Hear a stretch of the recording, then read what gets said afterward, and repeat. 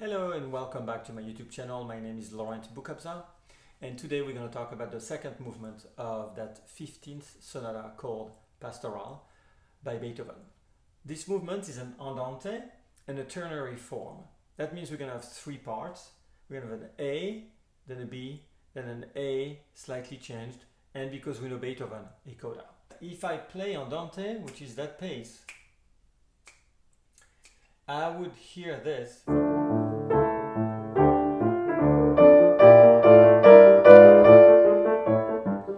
That in no way sounds like an andante. It sounds like completely rushed, makes no sense. So it's an andante that's way too fast. So what does Beethoven mean? He doesn't want it too slow. So you need to push the tempo up a little bit. In this beginning, we have a complete opposite when we have a complete legato at the right hand and completely staccato at the left hand.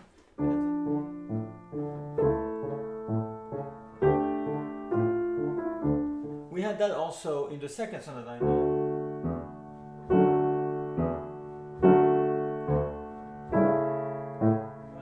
It says for two measures staccato, and then it says sempre staccato, always staccato.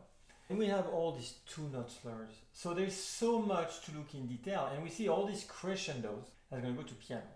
Composers don't like repetition for the sake of repetition. A little bit of history. The reason why at the Baroque period we were repeating each section was a binary form. But the reason why we're repeating is because the first time you're supposed to play as written.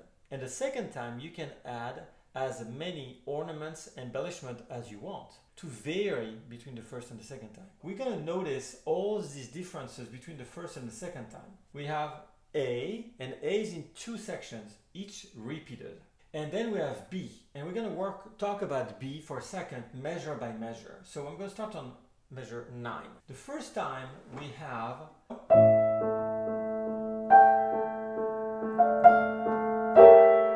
beautiful chord of tension. So a little hairpin, but nothing much. So the second time on measure 11, I have a crescendo. Piano, and then the same hairpin, then sforzando, and then two-note slur, and two-note sforzando on two-note slur. So now he's really emphasizing to arrive piano subito. So that's for the first time. Listen to this. Now I don't have the hairpin, I have a crescendo. Piano. I didn't have that before. Now crescendo to not piano. Crescendo. Keep crescendo. Keep crescendo.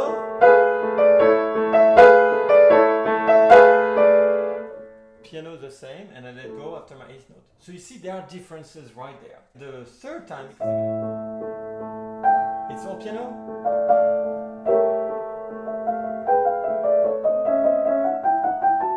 I stop voluntarily here. There's no crescendo. There's no hairpin. There's no sforzando.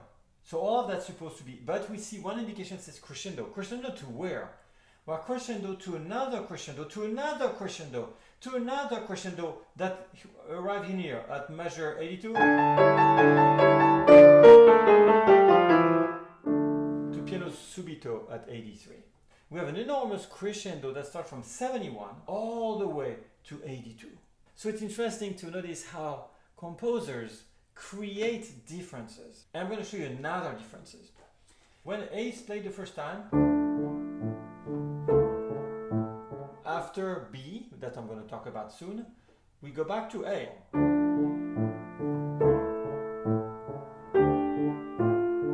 It's strictly the same. A will be repeated also, but not the same way. This repetition at 47, it has something that I've not yet seen that's absolutely admirable. Piano has only three different articulations: staccato, legato, and non-legato. That's all what we have. Well, guess what?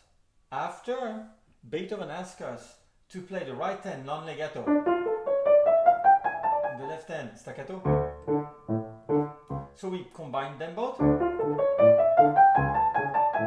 Now it as legato in the middle line.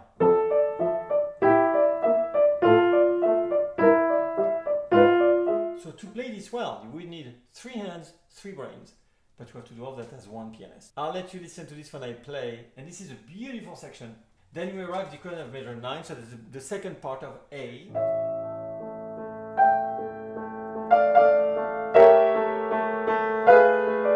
Piano. So remember the first time we didn't have crescendo, we just had a little hairpin. And then on next measure 11, we had a crescendo to go piano on 12.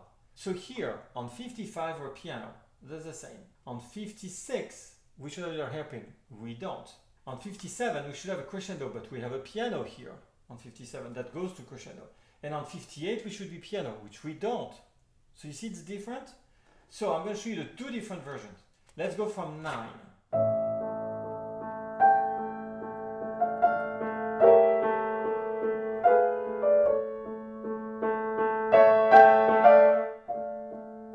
Okay, now let's do same section at 55.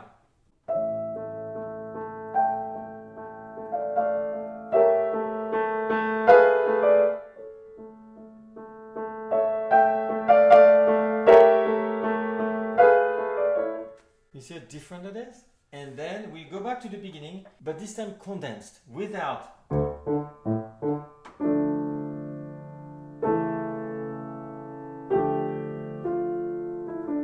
So that's the theme from the beginning, but this time it's like more like a prayer. Okay, everything's calm.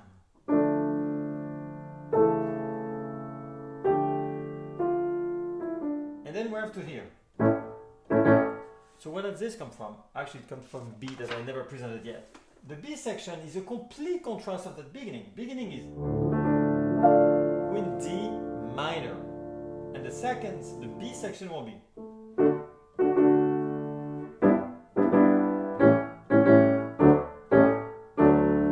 D major. We're gonna have this little march rhythm. And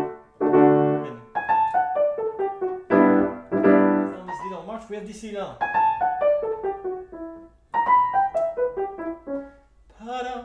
and these are 2 note slurs. Put the emphasis on the grace note, so it should be and not, but. So these are small details, but they make a difference. We have a second section of B because it's separated in 2 halves also, and then we have this. But here, everything's legato. And because there's a repetition of this, well, the first time I show the top, and the second time I like to show the left hand to make it different. So he has used the element of the second part to do his coda. And here instead of, he's going to do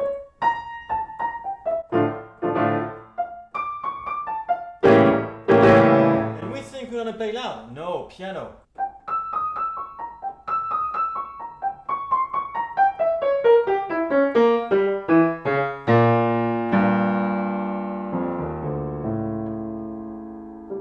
An ending that I'll let you discover. That's gonna close this in a very calm fashion, but at the same time, it needs another movement, which will be the third movement that we'll hear next week. For the moment, let's listen to the second movement without interruption.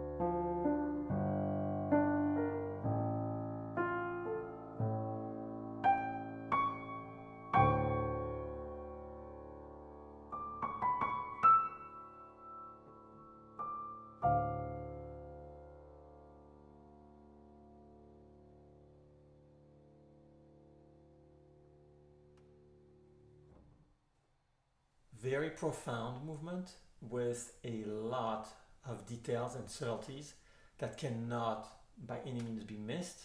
I hope you enjoyed my interpretation, and please leave a comments. Also, if you want to know more about me, you can follow me on all the social media, Facebook, Twitter, LinkedIn, Instagram, TikTok, which are on the description below, or on my website at www.laurentboukobza.net. It's also showing right now underneath. And I will have the pleasure to see you next week for the third movement of this Sonata Pastorale by Beethoven. Thank you. Bye bye now.